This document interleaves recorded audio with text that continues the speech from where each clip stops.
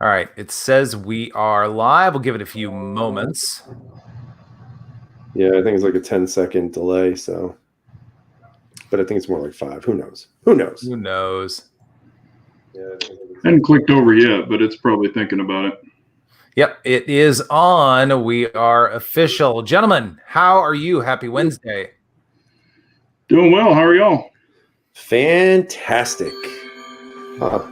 Sorry, that's my phone. You're popular. What can I say? Very popular guy. Well, guys, tell me what's going on with you two. What's new in the Pew world? Go ahead, Big Johnson.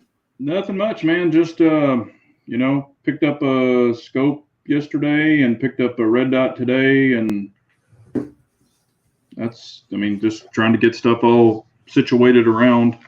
Grabbed some more ammo. Not a panic buy. Just it was there. I decided to get some. Other than that, not much. What are you guys up to? Well, I was telling these two gentlemen I wound up picking up another rifle today. Felt like it was a hard to pass over rifle. Another lever action. What a surprise! But it was a really good price. It was another Dark Series. This one being in 4570, however. So another rare bird to find, and it was exceptionally affordable. And then I was telling them also that I'd started looking on Gunbroker to see what those bad boys are going for, and they have like crazy auctions going on right now. And these guns now are commanding prices of over $1,000, and I did not pay $1,000 for this thing. So it made me starting to wonder, gosh, maybe I should just kind of do the old turnaround and sell it and double my money, because right now there is one on there that's about $1,600. So yeah, it's crazy, and it's funny because I just did that lever action video the other day, and I'm telling you, man, it's either because of the Corona pandemic, world's coming to the end scenario, or people are starting to really get into those lever actions again. Either way, though, it's right now it is a seller's market. If you have a more recent Marlin, prices have gone up crazy amounts right now. Yeah. Or because of the Corona, everybody's been at home watching The Rifleman. That's probably what it is. Those old reruns. Yeah. No, that's awesome though. And I think part of it is they're cool guns and they're hard to get a hold of. You're going to have some part of the population that are getting into guns that might recognize lever guns and think they're kind of cool. So you never know. But hopefully that'll go well for you. Yeah, I don't know what I'm going to do with it yet. I mean, I like them enough to keep them, but right now it would be crazy. Look, it's not price gouging. People are demanding it, and it would be crazy not to do something with it. But, those type of guns are hard to find, and it would be hard to get rid of, I think. So, and nothing's set in stone at this point. Right. Well, Pete is confirming that Stupider is on the rise. That may very well be true, my friend. Very true. So Dexter's got a good question. Has anyone else seen a spike at your gun shops with people shopping because of civil unrest? What do you think? No doubt. I mean, the gun shops by me are cleaned out. I mean, they're just cleaned out. They can't find any product either, which is even crazier. There's nothing being produced. So I think that's why you're seeing everybody just going mad, but for maybe good reason. I think it's very good reason right now. Yeah. I mean, they're grabbing, guns and ammo and whatever they can get. I mean, they haven't resorted to the higher end guns as of yet, but wouldn't be surprised if they eventually, if they can't get the other ones, then, depending on what they need to get, they might grab those too. But yeah, I mean, it's, supply and demand. Yeah, it's pretty thin around here. I hear a lot of feedback that places are out of ammo all over the place. Centerfire has been very lucky. We've been able to maintain most of the popular rounds. Some of the more obscure ones are a little bit harder to find. And 380 we did run out of for a while, maybe a couple of weeks. But otherwise, we've been able to keep and maintain at least target ammo. But ironically, through most of this, we've been able to get federal HST, a fairly substantial amount of that. So I'm not sure how that happened, but I'm sure they were ordering anything they could possibly get their hands on just to keep the shelves as full as possible. But firearms for sure. And kind of some of the big things, excuse me, are pistol ARs and also PDWs. Those seem to be really popular in our area. I've had a lot of people asking about MPXs and Scorpions. Uh-oh. Did we lose him? He got tired of us already. Yeah, what are we, 5 minutes into this? Good riddance. Well, call back, darn it. But anyway, so yeah, there has definitely been a shortage. Oh, well, he's back in. Maybe. Are you back in? Hang on. Hanging on. Oh, it's a good shot. Good picture we got of you there, buddy. Yeah, perfect. Don't change a thing. I mean, we've only been doing this for like 5 years. I mean, shit, you know. No, why would we have it down pat? My webcam just like did something. I don't know what it did. That's weird. You gotta reverse it. You're probably doing face or the forward camera. No, I didn't even touch anything. It's not even lit up. Don't touch a thing. It's the better angle. So Kathleen is asking, are ammo companies cranking out ammo right now? What do you think? I think they are. You know, I don't know. Again, I don't know what production timetables are because of, you know, people shutting down, maybe not getting supplies, that kind of stuff. So they may be cranking them out or they may be shut down. I guess it's just depending on where you can find the stuff and the materials you need to make the ammo. Mm-hmm. Because let's be honest, it seems like things are getting worse than they're getting better. You know, I know everybody was talking mad crap about New York for a while, but we're completely going down in everything. I mean, we've had like this past week, I think 8 deaths, and that's like nothing compared to where we were just a couple of weeks ago. And then you're seeing the spikes throughout the country, whether they're real or not. You guys can decide that with your tinfoil hats.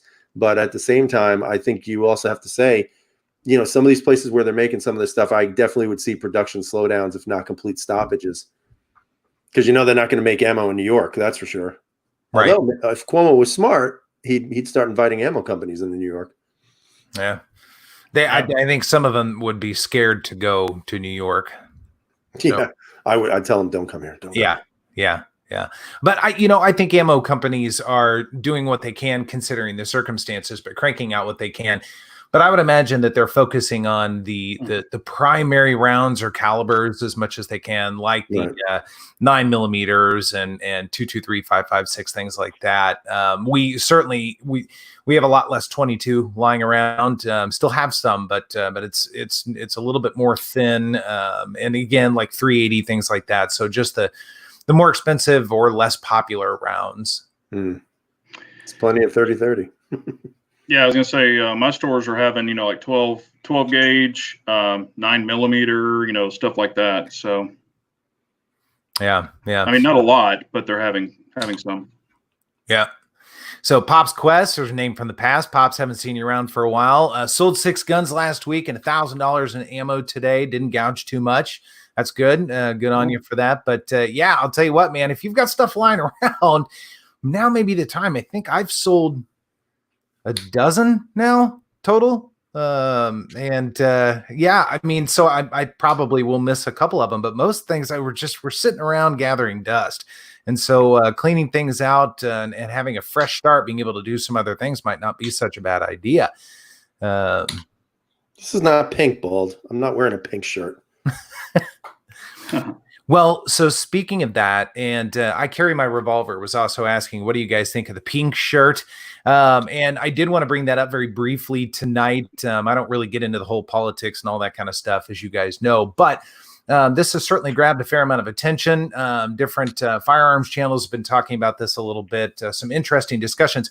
I've been paying a lot of attention to posts on whether it be Instagram or YouTube and watching the comment sections and kind of seeing how people are reacting to all of this. So the couple that was, arguably defending their property in St. Louis, the husband and wife in a fairly impressive, substantial house and in a well-to-do neighborhood, defending themselves. What do you guys think of that situation? What was going on there? What are your thoughts on that? Well, I mean, I think they did really well, for probably the training and stuff that they have. They probably don't have very much training, but, granted, they were, maybe muzzling some people and stuff like that. But in that situation, when people are storming you and, walking up in your yard and broke your fence down and, did that kind of stuff, I mean, anybody in that situation could have reacted exactly like they did. So, I mean, I think it was great that they were out there defending their home. So. Okay. 17. I don't see, I know that there was one individual I was watching their video today and we were talking about him earlier. So I'm just going to drop the bomb in case many of you don't know this, but the Yankee Marshal is just so full of shit. And that's all I'm going to say. Watch his videos. The guy's full of shit. I'm sick of his bullshit. I'm sick of people who try to defend his garbage out there because he's just full of shit. So, he was criticizing Ken and Karen considerably about the fact that they weren't very tactical. Now, keep in mind, this is the guy who got out of breath walking up and down the street of the Chop Zone, and he's talking about tactical. Give me a break. You know what? Sometimes some of us gun folks on YouTube need to take a step back a little bit and realize that you're not the most knowledgeable person.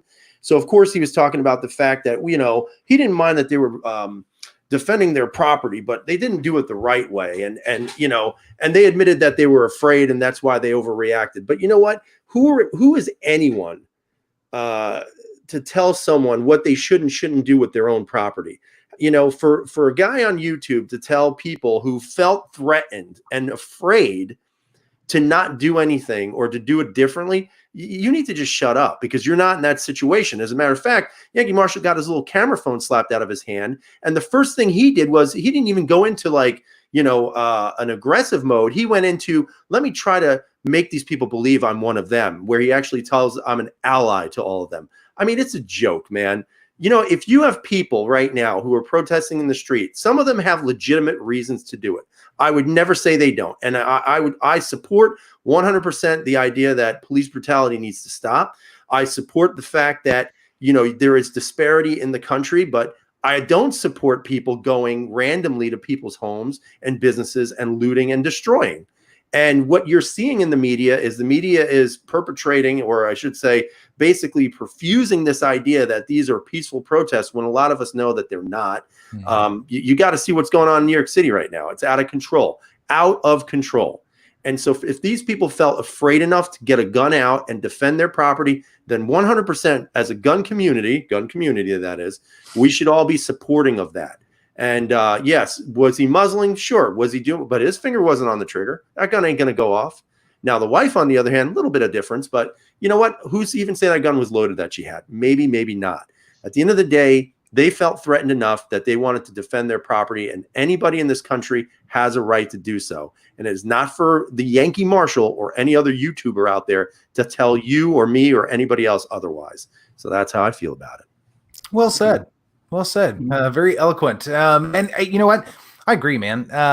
So as a firearms trainer, I disagree with how they were going about it from a weapons handling perspective. I mean, let's be real there.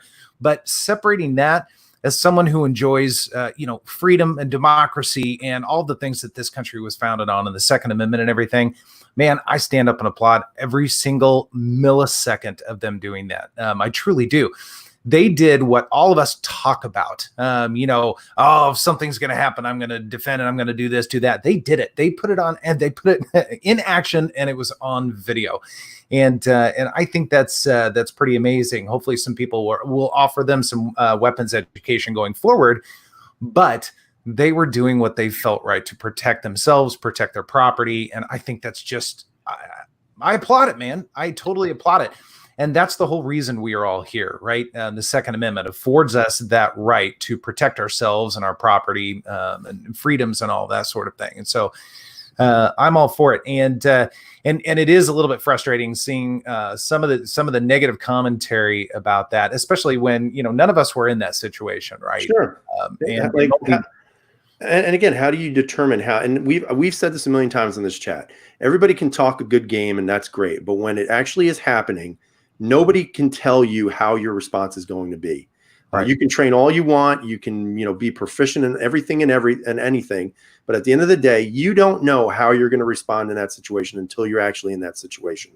And you know what? Nobody got shot. The gun never went off. Thankfully, nobody got hurt. But at the same time, had they not had that, and they didn't make that aggressive push towards these folks saying, get off of our property or whatever it is, what could have happened? Would they have put graffiti? I mean, let's be honest, that wasn't a house. That was like a kingdom.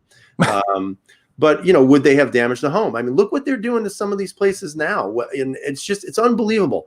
And yet we're telling people, well, you shouldn't defend yourself. Like, what's the message here? The message is you cannot let people just freely take what you've worked for, whether it's right or wrong, whether it's based on privilege or not, whatever.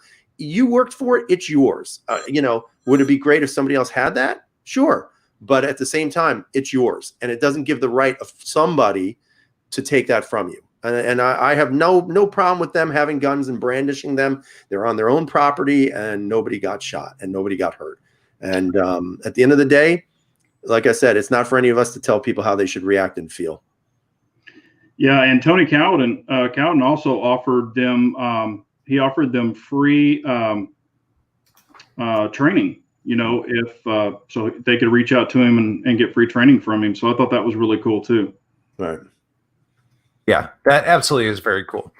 Very cool. So just wanted to get some perspective on that from you guys. I've seen some of the comments in there.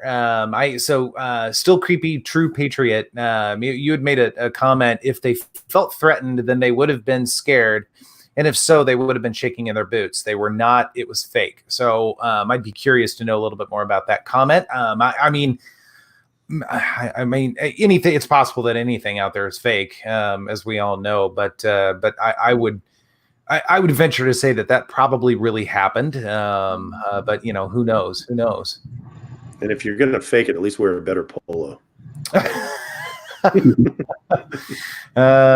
Yes, that's exactly right. The old polo. Guy comment saying, yeah, you have to think that they would have burned it down. I mean, it's possible, you know. So like we've said, I mean, I think all of us are for peaceful protest. People have the right to stand up and share their thoughts and opinions about things, and certainly express concern when things are not the way they should be, for whatever reason, police brutality or whatever it is. So totally agree with that.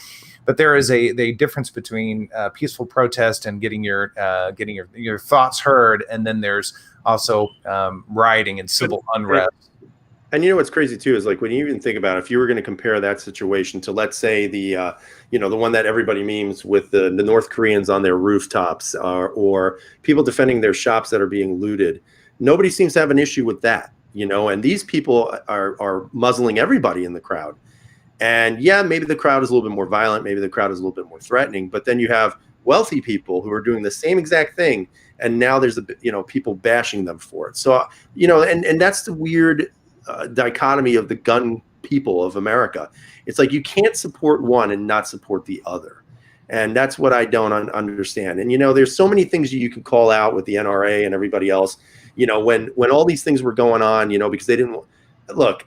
I don't want to make this political because I know you don't want to do that, and it's a long time if we just keep on talking about it. But at the same time, look at the NRA with all of these actions that have been taken, and a lot of this stuff could have been absolutely, I guess you can say, what's the word I'm looking for, just prevented if the NRA would have come out and said some things. One of the things that I would always say is that there is absolutely an underrepresentation of minorities in the gun community, and when you look at it, when you had some of these people who were shot in their cars just reaching for their ID to show that they were a gun carrier, legal gun carrier, and they get shot.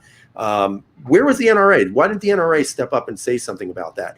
That person was one of us. Now, maybe they don't look like us. Maybe they don't have the same ethnicity as us. But whatever the situation is, that person was one of us. They were a 2A member. They supported the 2A because they had a gun on them, and it was a legally owned firearm, and yet they get shot by a police officer, and nobody says a word. And, I think that says a lot. To me, that says a lot about the people who are really for supporting the rights of everyone, or what's convenient at the time. And that's another reason why I do not support the NRA. Yeah. Yeah. Well said. Well said. Yep.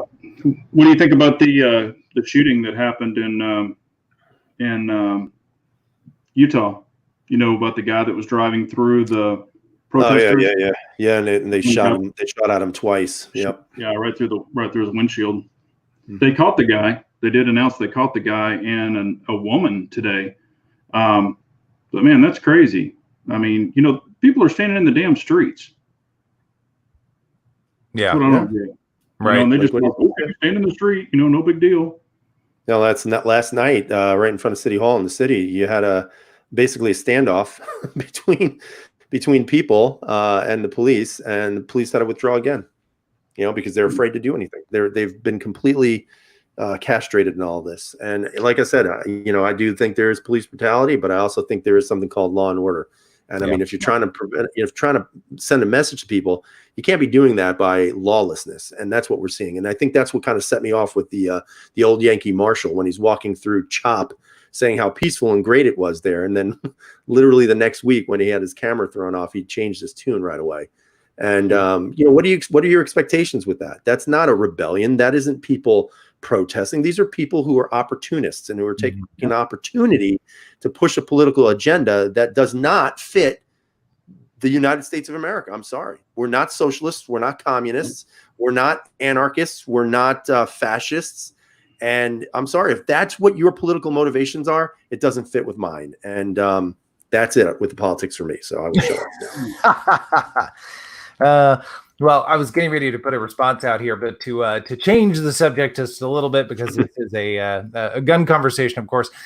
Young Guns was saying it picked up the new IWI Jericho Enhanced, and it's a great feeling gun and improved trigger. So what do you guys think about that? Well, it certainly looks cool. That's for sure. Yeah, I mean, Jericho's a great gun. It's. I mean, the IWI Jericho's been around for quite a while, but. And that's one thing I always said about the trigger. They could make it better. It would be an even better gun. So nothing wrong with that at all. The only thing I wish they would do is I wish they would go to, I know this is going to be unpopular with some people, just get rid of the safety and go decocker, kind of like Magnum Research does. I just think that would add a little bit more fans to the firearm, people who don't want to carry cocked and locked. I just wish they'd actually go to a decocker, just because honestly, I would pick one up. I mean, I got a chance to shoot the Magnum Research, which it's a clone of the Jericho. And that gun was awesome. It was fantastic. And it's basically a clone of a CZ. I mean, they're all intertwined with each other. Yeah. So I just wish they'd get rid of that safety only and go with a decocker, or at least give you the option. Yeah. I don't have any experience with Jericho. I don't think I've ever shot a Jericho, and I've only seen maybe 2 or 3 around. So, and haven't really messed with them at all. So I need to get on top of that when I can. But you've shot a P01, right? Once or twice. You've shot a Jericho. Okay. All right. Fair enough. Just polymer gun, but you can get a steel one. Right. I've only shot a steel one. Gotcha. Now, so Sam is saying any polymer guns that top the Smith & Wesson M&P with an Apex trigger. Interesting point. Interesting question. I would say one, only one. I know which one you're it's the Walther PPQ. Yep. That's the only one that tops it, in my opinion, because the PPQ trigger out of the box is phenomenal, and then when you throw that Apex on there, it's ridiculous. Now, if they would just redesign the PPQ a little bit to make it a little bit more modern, I think, make it a little bit lower, a little bit sleeker, get rid of some of those big lines on there.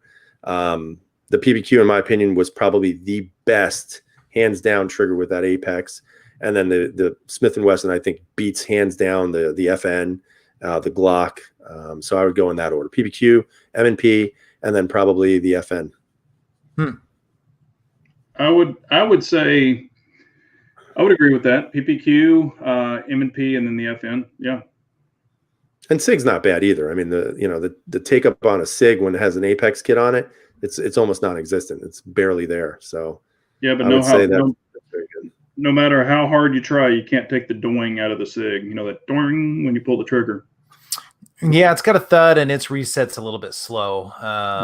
Generally speaking, that is very true. Now, it's funny. I read that question just a little bit different. And Sam, I could be wrong on this because the other fellas kind of put everything with any Apex, because I'd say the M&P is number one. Now, I don't have any experience with the PPQ with an Apex in it, so I don't really know. But I'm thinking, are there any firearms that top Smith & Wesson M&P with an Apex trigger?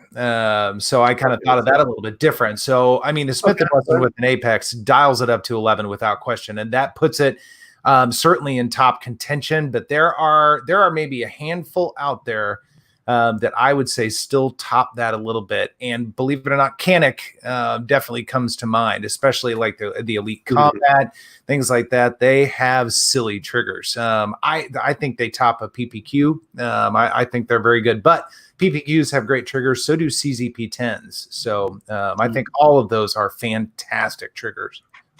It just depends on the ergonomics you're looking for, the size of the grip. There's a lot of variables in there, and it's going to vary between people, the person's hands, and also, the way that they see the sights too. So, I mean, I think the advantage, though, again, I've never shot the Canik Elite Combat or whatever that thing was called. I think the only advantage that the M&P has, though, is the fact that it's adjustable.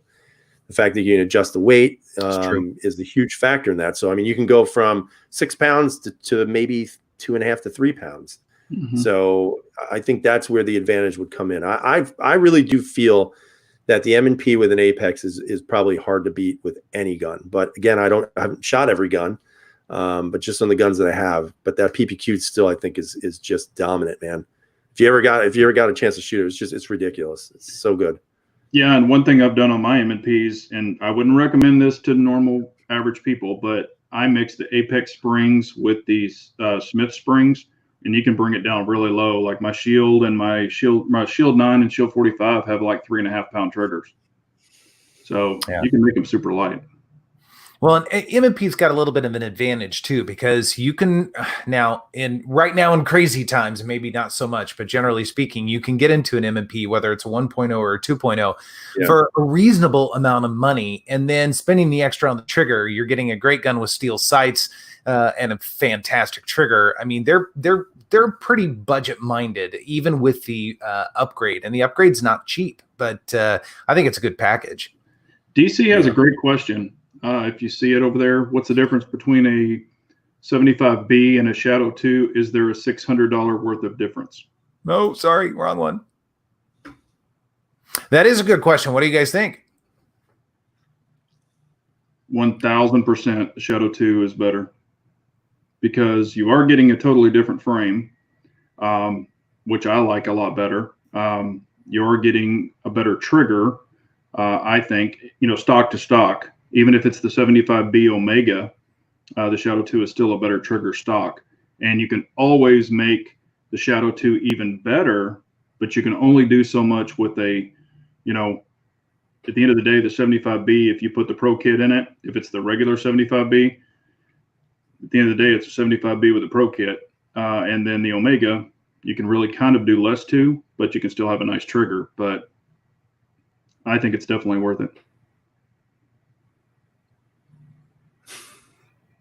17, what do you think, buddy? It's hard for me to say because I don't want you guys laughing at me, but how I feel about this. I still am not certain why everybody gets a boner over the Shadow 2. I just don't. I understand it's a fantastic gun. It's fabulous. It weighs 87 pounds. So it should shoot pretty straight. At the end of the day, though, could you let's say you can get a 75B or BD or whatever you're looking for, and you can get it for $500, $600. Throw a kit in there for $300, you're still coming under that Shadow 2. It's not better? Well, it's a different gun. The Shadow 2 is a competition gun. The 75B is not. So it's apples and oranges. And do you have now a badass 75B with a $300 Pro Kit in there? Hell yeah, you do. Is that more of a usable firearm for me? Sure is. So I guess it's going to be really mostly dependent on what are you going to use the gun for? I mean, if you really want a competitive gun, go with the Shadow 2. I like the TSO a little bit better. But, at the same time, I think if you're looking for a gun that's going to be a range toy, something you're going to carry, something you're going to use for self-defense, I'd go with the $600 gun, pay $250 to upgrade a lot of those parts in there, and you're going to have a screaming gun. It's just based on what you're going to use it for. But also, I will say the 75B, you still can't hang a light on it. The SP01 you can. So if that's, if that is part of, like, if you're going to use it as a home defense gun, 75B, you can't hang a light on it unless you want to duct tape one to it. But then you could get an SP01. So it's just, you can only take, it's kind of like buying a Chevy Caprice. You can only take it so far, and then you can take a Corvette much farther. That's the only thing I'm saying. Both good points for sure. I do like the idea of taking the less expensive gun and tuning it the way you want. I mean, my Shadow 2 Orange, the trigger on that beats the SP01 Orange rather beats the Shadow 2 all day long. But that was a more expensive gun, a lot of tuning from CZ Custom and that sort of thing. So not something you're going to get off the street. But the Shadow 2, something about that, the ergos, I mean, everything put together, all told, that whole package. The way it's balanced and everything, it's tough to beat. But either way, I think you'd be happy with it, no matter what. So flipping things around here again, and I'm not going to be able to find the question in the StreamYard thing, but Paul H is saying, anyone looking forward to the P10 Micro? My P365 as a daily carry is going to be really hard to beat. Hopefully Smith & Wesson pulls something out of their hat. So have you guys thought at all about that? I mean, I've been waiting to see one, but I'm not excited about it. It's nothing that piques my interest personally. Yeah, I mean, I'm sure people will buy it just because it's new and it says CZ on it. I'm not exactly sure, do you really need one? That's the better question. Because you didn't do anything with capacity, so the SIG beats it. The Hellcat beats it. And so I don't really know if I'm sure it's going to sell. Anybody who's a fan of the P10C and the P10S is going to get one of those micros. They're going to do it. So we can't, I'm not going to sit there, oh, it's not going to sell. It's going to sell. But it really reminds me of the little FN. What is that one that I can't remember what it's called?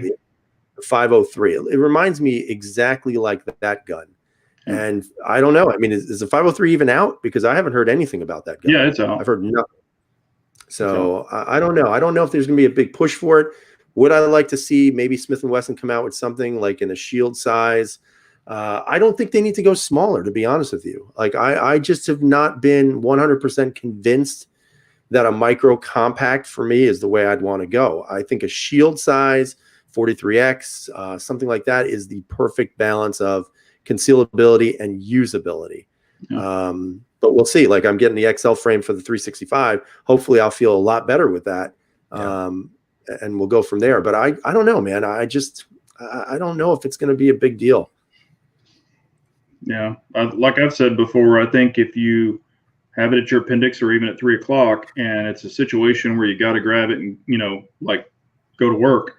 I mean, in a panic situation, are you going to be able to grab a little teeny tiny gun? I mean, you might miss it. I would want something with a better size grip personally. For me, a large-handed person, maybe for not a small-handed person, but it's just some of those are just too damn small. Yeah. Yeah. And you said it right too, because the guys and gals with small hands, these guns are going to be champions for them, no doubt. But I don't know. I just haven't gotten my head around the idea of carrying something that small. Yeah. Yeah. I almost feel like we're starting to go a different direction. I mean, we started with the 365, of course, with higher capacity, that 10 rounds plus sort of thing. But now, did you read that? Yes, of course. Rabbi, we'll get to that in just a moment, my friend. But I feel like guns are going to start getting bigger again, because people are wanting that more capacity, that sort of thing. But I would agree. The small firearms, the really, really small ones, I mean, they're good for the one thing. They're good for ultra concealed carry, but shootability wise, I think a lot of people struggle with them. So I don't know, the CZ Micro, I think it'd be cool to see. I think it'd be fun, but there is a point where it becomes sort of irrelevant. So, and I'm a big fan of the 43X. That's one of my favorites to carry. I love the way it feels, love the way it's balanced. It's got a full enough grip that you feel good when you shoot it. So it does the job for me, generally speaking. Yeah. And I think if you're going to have something as your defensive carry, you're going to want to go to the range and really train with it, 50, 100 rounds or whatever. And those little guns just beat the piss out of you. I mean, they're just not fun to shoot for a long amount of time or many, many rounds through it. Personally, I don't think so. If you're just going to pull it out and go to work, they'll serve the point or purpose, but something you're going to practice with and get really good behind, that's not the gun I would pick. Yeah. Well, Rabbi, I like your slogan, running for office. I think this is perfect. Rabbi, thanks so much for the super chat saying CZs are for men with ED. Glocks are for strong cocks. So is that emotional detachment? What is ED? What does that mean? Yeah, something like that. Yeah. I like that. Oh, good times, good times. Virgil Livingston, yep, absolutely love the 43X. Yeah, I think they're good guns. They're good guns. And Pistol Pete reminding us that there's the P10S also, which has sort of fallen off the radar for people. There's also the M&P 2.0 subcompact, which nobody really had any fancy for. But I'll tell you, I was carrying that this week so far, and you can't see it. It's invisible, and it's a chunky little gun, but it's very easy to conceal, and I love it. Shoots great. Yeah. Well, like Rodham was talking about, he's saying the Glock 26, why are we not getting any play from that? I mean, there's nothing wrong with those guns. I mean, for me, they're just little chunky, it's like holding a little fat tree trunk. I mean, there's not enough grip for me personally, and they're wide. So if you're going to carry a 26, why not just carry a 19? They're both going to conceal pretty much the same. They can both go in the same holster as long as it's a 19 holster. But I don't know.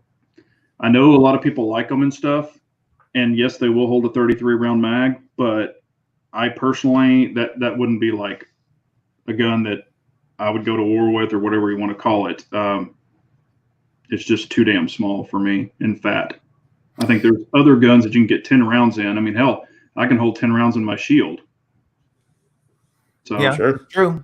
That's true. Now, I'm a huge fan of the Glock 26. I mean, it was sort of the OG ultra concealed carry gun many decades ago, and I think it's a great gun. It's still a great gun. It's a workhorse. It's ugly. It's kind of a little pig sort of thing, but man, they run. They feel good, especially if you like Glock 19s, because it's just a Glock 19 cut twice, and that's pretty much it.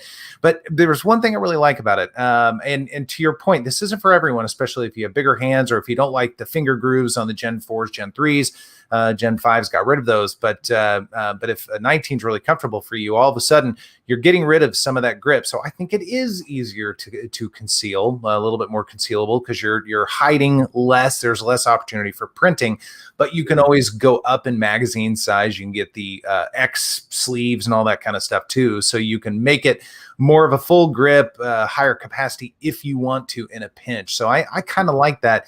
And it's another one in my permanent carry rotation. I just think it's a great gun. And shaving a couple of ounces off when you're carrying all day long, for some, it can be a big deal. Very true. So there. All right. Let's see. Did you guys see any other questions while I scroll through? Paul H asks, is the APX full size a softer shooter than a full size P10C or F? Hang on, I got to find his question here. Oh, there we go. All right. Well, what do you guys think? I personally never shot the APX. I mean, I've put my hands on it, played around with it. The trigger and the ergonomics of the APX, just for me personally, is not really appealing. I'm not saying it's a bad gun. I'm just saying, for me personally, I prefer the C and the F on the P10, but that's just me. I've had an APX in just about every size except for the compact, and I've had the P10C, still have one. Never had a P10F. I would say that if we're talking softer shooting pistols, boy, it's hard to say. The P10C, in my opinion, is a phenomenally easy shooting handgun. I think it actually might be beating out the APX, just because the APX is a little bit of an odd gun to shoot, because you think the size of it and the weight of it, it would feel like, I guess you'd say, flatter, but it doesn't shoot crazy. I'm not saying it's not manageable. It is, but I definitely think the P10C just fits in the hand a little bit better. It's a little thinner, sits a little bit lower. So I think it's easier to control. Now, put those all up against the Steyr, totally different story. The Steyr, in my opinion, is one of the flattest. The M9 is hard to beat, hands down, but I would pick a P10 over the APX. I would say with the taller slide on the APX, that is true. I mean, just from even feeling it, it just feels kind of clunky on the top. Yeah. Yeah. Yeah. I mean, I like them both. I don't recall there being a substantial difference between the two. I suppose if you shot them, side by side, back to back quite a bit, you could tell a difference. But otherwise, shootability, soft shooting, that sort of thing, I think they're both going to be about the same. If you're comparing the full size APX to the P10F, I guess, or maybe a compact APX to a P10S, something. So, if you're going apples to apples, but I would agree though, in terms of, for me, I think the P10 feels a little bit better in the hand, and it is a little bit flatter shooting with that lower bore axis. So I'd jump on a P10 before an APX, but I was a fan of the APX. I think they look kind of cool. So somebody gave me one of those, so be it. I'd be okay with that. Yeah, I think I need to get on to music. I think high points are better than Glocks. And then C. Kim is doing a sad face with the Caracal. That's a long story. That's a long story, boys and girls. I don't know if we have enough time to really talk about it. They kind of went invisible on me for a few months, and then they said they weren't receiving my emails somehow until I sent like kind of a nasty one, and then all of a sudden they were receiving them again. So as it stands right now, I still don't have the Caracal back. I'm somehow being promised that it will happen. I just don't know when. So stop asking me. So there. So God's Wrath has an interesting question. Remington goes under. What company will be next? What company goes next? To be honest with you, I mean, Remington's been struggling for a long time. I was really surprised they hung on as long as they did. But if I had to pick a next one,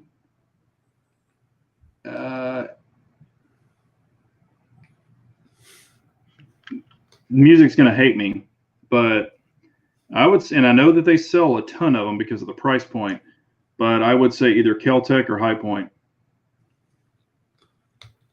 I don't think High Point or Kel-Tec, because right now people are in demand for cheap shit. You know what I mean? I know, but I'm talking about their quality. Like if they keep up with the demand, is the quality going to be there, or is the quality eventually going to go bad?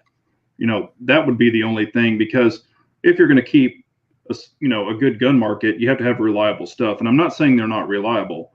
I know Kel-Tec has had some hit and miss stuff in the past, but I'm not saying that they will, but it's going to, before their guns just start, and I know that they sell a lot of them just due to price, but the quality is not there. I mean, if you've ever shot a High Point, which I've shot plenty of them, they're like made out of pot metal and they weigh like 9,000 pounds, but they shoot. So I don't know. I don't think it's going to be like Smith or any of the bigger boys. Yeah. Most likely not. No, I would agree with that. It's always hard to say. I typically think of some of the smaller ones out there, even like the Caracals and the Archons and things like that, that just don't get a lot of play. You don't hear about them very often, even if they're great guns. I mean, I'm a huge fan of the Archon. It's one of my favorite guns, but you just, you never see them around. You don't hear much about them. So you kind of wonder. Now, some of those companies do well overseas, so perhaps that keeps the lights on, and they're not dependent upon the U.S. market. But you never know. Now, Kermit loves bacon. Great name, by the way. I like that, and he does. But he's saying Colt. That is a good suggestion. That is certainly a possibility. I mean, they've been going bankrupt for decades. So now I just read also that they started producing ARs again. Did you guys read that at all? Yeah, no surprise. Yeah. I think a company like Kimber might be one that could possibly disappear, because even the most recent stuff they put out was not very. I mean, who really jumped up for joy for that Evo or whatever it was called? No one. Exactly. Actually, I do have one, and I've actually wondered how they've hung on as long as they have, and that's Chris. The Vectors and the old Sphinx and stuff like that. They're just, I mean, the Vectors really aren't hitting a huge marketplace anymore. And I could see them going under. Yeah. And I love their, the Sphinx, but there's just not enough market. And now that Phoenix has came in, Phoenix pistols are, that's the same group that made the Sphinx. and now they're making pistols under Phoenix. So I could see Chris going out. Interesting. Yeah, it's possible.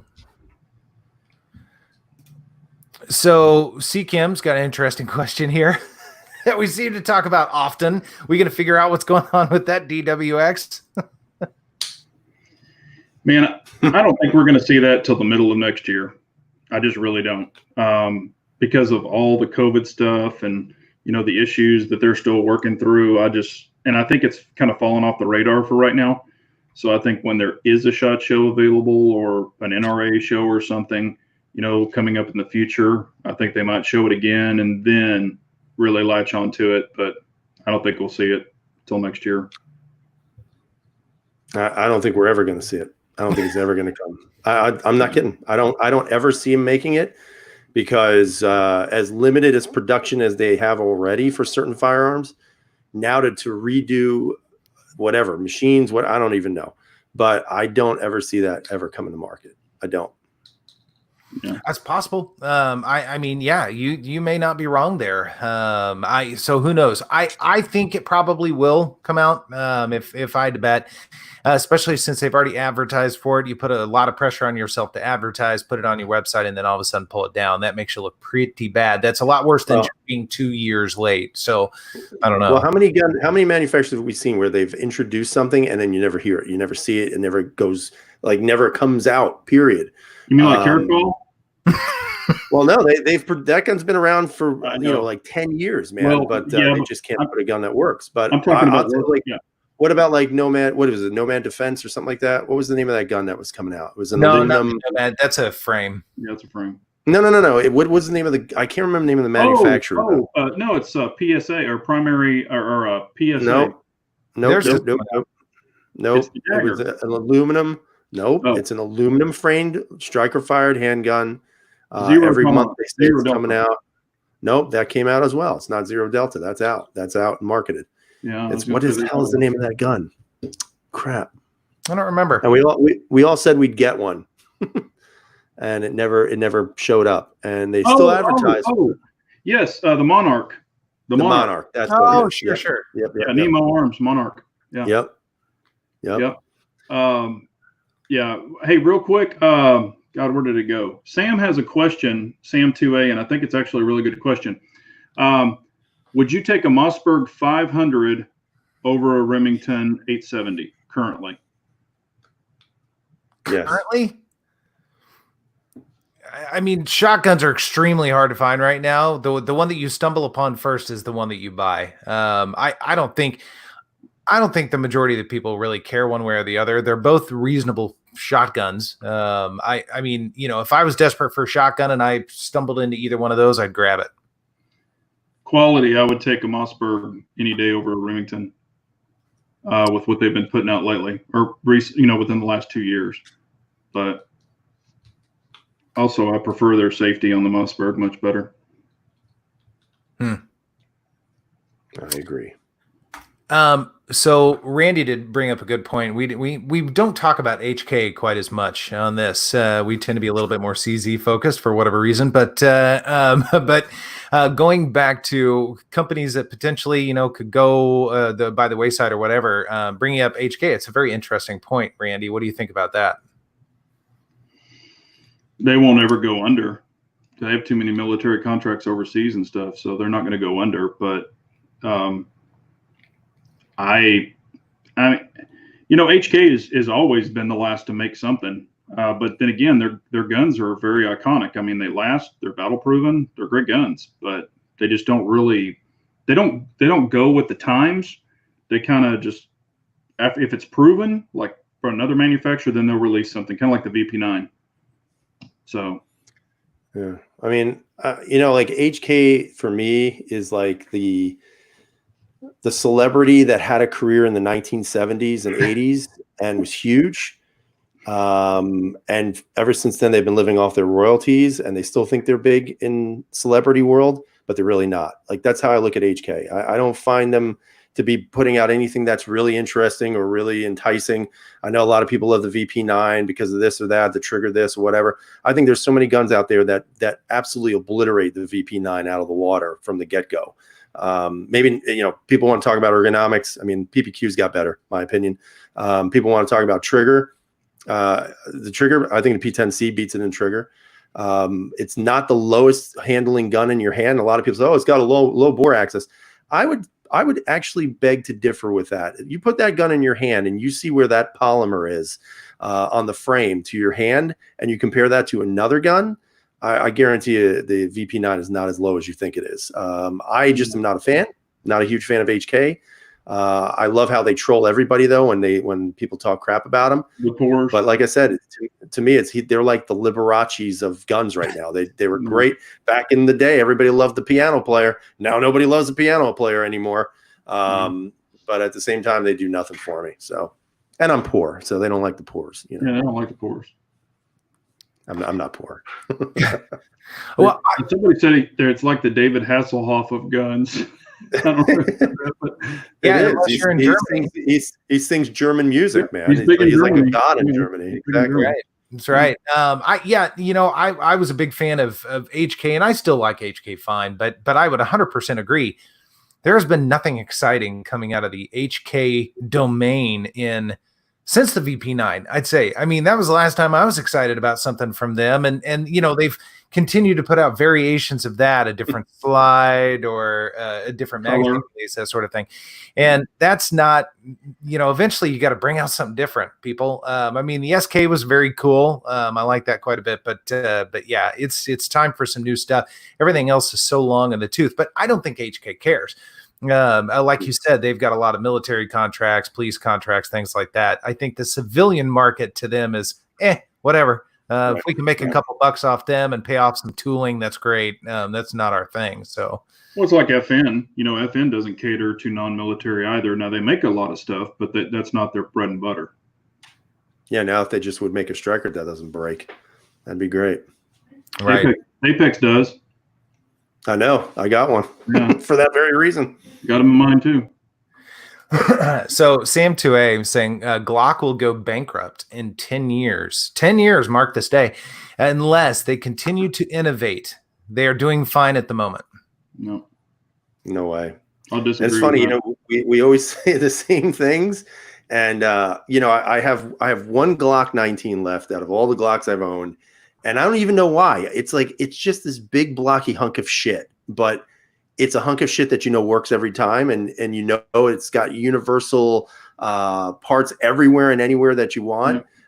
So I can't ever see them ever. It's never ever going to happen because there's just too many people who want that one particular firearm. Glock has commanded the market because they're awesome at marketing. Because they could be like any other European gun manufacturer that caters to military contracts. Walther does it, HK does it, Steyr does it. I mean, they're huge out in Asia and Europe, not here. But at the same time, Glock got it right because they mass marketed this stuff to citizens of the U.S., the largest gun buying population in the world. Well, and also they have like LE contracts, blue labels. I mean, they've got that market pretty much wrapped up too. Yeah. I mean, if I were a betting man, I'd say Glock isn't going anywhere. Between the civilian market that seems to love them quite a bit, me being one of them, I'm making fun of myself a little. Every time they put out a new version of the exact same gun, they're like, oh yeah, I got to get it, and I do that too. So they've got that going on. They've got plenty of military law enforcement type contracts. The aftermarket, people buy Glocks just for the aftermarket sometimes, me included. So I mean, they're kind of permeating everything, and it's the same gun all the time. They haven't really done anything different. They figured out a long time ago, we don't have to do anything different. People keep buying our stuff, and it works really well. Right. And I'll even make a huge prediction on the next military contract. I'll bet you $1 Glock wins it back. You want to bet me? They might. I bet you they do. I also think next year the Gen 6 will have finger grooves and the lack of front serrations. Yeah. And it might come in a different colored tan. and a quarter moon cutout instead of a half moon cutout. Right. And metal sights. Don't forget the metal sights. No. Whoa, hey. Well, let's not get carried away here. Well, they did that on the 19X, and people still changed those too. I did. I did. But yeah, and it's ironically that slide sits empty and lonely on a shelf. It doesn't get used anymore, but it's got nice sights on it. But yeah, no, it's very true. And you're exactly right. They're going to do one little tweak, two little tweaks. The only thing that would truly make headlines, I think we all know, is if they brought the 46 over here. And if that were the case, people really would go bananas. Yeah. Oh God, my God, could you imagine the sales that they would have if they did that? It'd be unbelievable. Yeah. Oh, by the way, did you hear they've gotten rid of the Gen 4, so they're only going Gen 3 and Gen 5? Makes perfect sense. They have to keep Gen 3 because of California. Well, and also the aftermarket parts. Yeah. I can see them dumping Gen 4. Yeah. Yeah. So does that mean my Gen 4 now is worth more or less? No, it will be exactly the same. Damn it. But you know what? You raise a good point, though. Glocks are always good aftermarket sellers. No matter what, people are always looking for Glocks. So you can typically sell them for maybe a hair less than what you bought it for, but you're not going to lose your shirt on those. You just aren't.